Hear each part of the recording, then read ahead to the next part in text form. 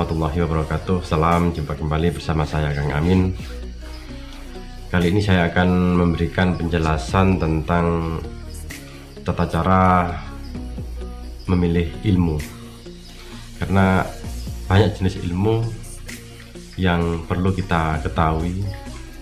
Ada amalan ilmu yang sifatnya itu umum, bisa dilakukan atau bisa diamalkan walaupun tanpa melalui guru atau tanpa ada yang membimbing, asalkan tahu tekniknya, tahu tata caranya, Anda bisa melakukannya.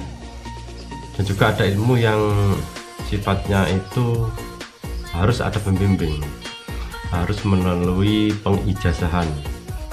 Jadi ilmu ini memang harus ada yang mendampingi, karena sifat ilmu seperti ini biasanya mengandung risiko. Jadi harus ada orang-orang yang ahli yang mendampingi atau mengijazahkan.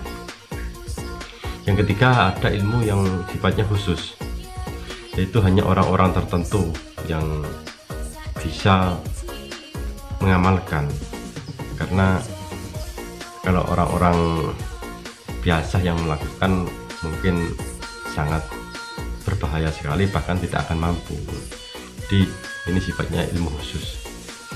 Nanti saya akan berikan gambaran sedikit tentang tata cara memilih ilmu, memilih amalan yang cocok dan sifatnya umum, agar supaya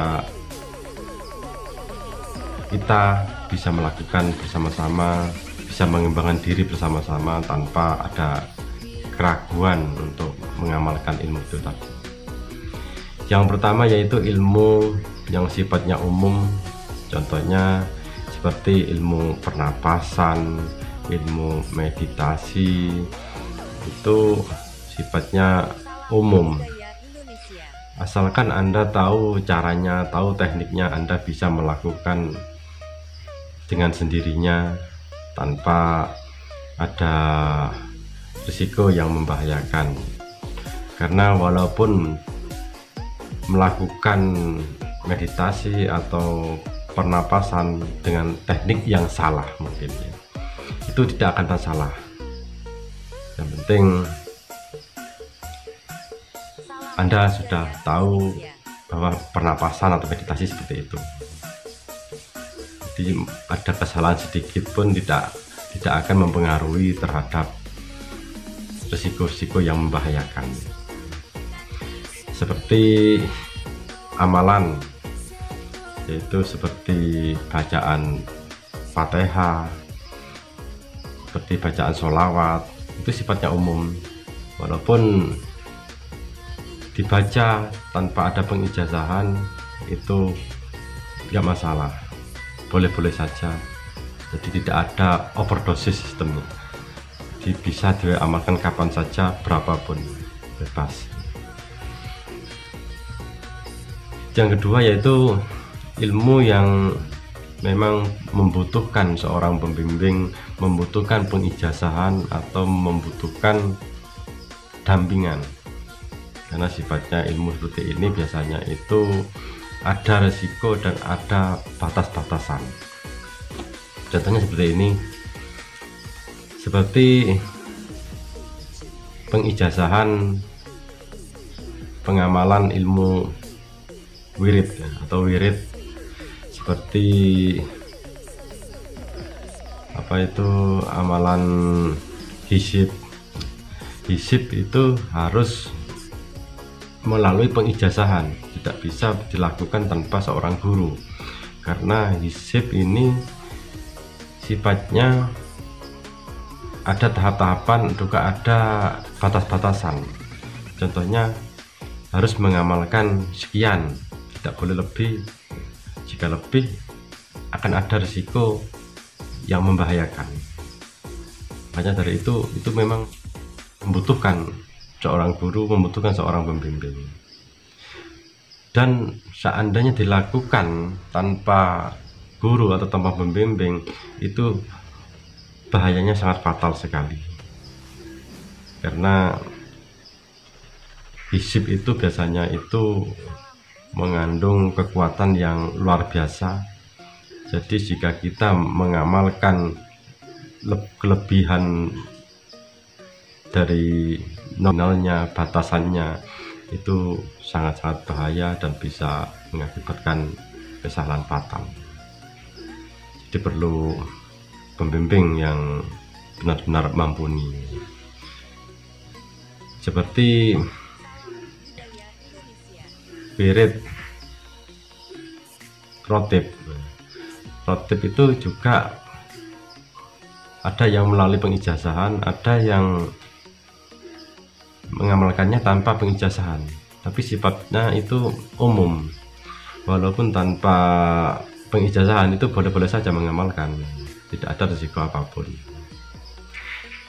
Kalau diijazahkan, ada yang mengijazahkan itu lebih afdol dan lebih powernya itu lebih kuat, karena ada sambungan-sambungan dari guru-guru ke guru sampai kepada yang memiliki ilmu itu tadi. Kalau seperti rotib itu akan nyambung terhadap guru ke guru sampai ke Rasulullah atau ke Nabi Muhammad SAW. Seperti itu. Jika ilmu tentang meditasi itu biasanya ilmu seperti ilmu Reiki, seperti ilmu banyak sekali, saya lupa. Itu sejenis Reiki lah, yang itu yang membutuhkan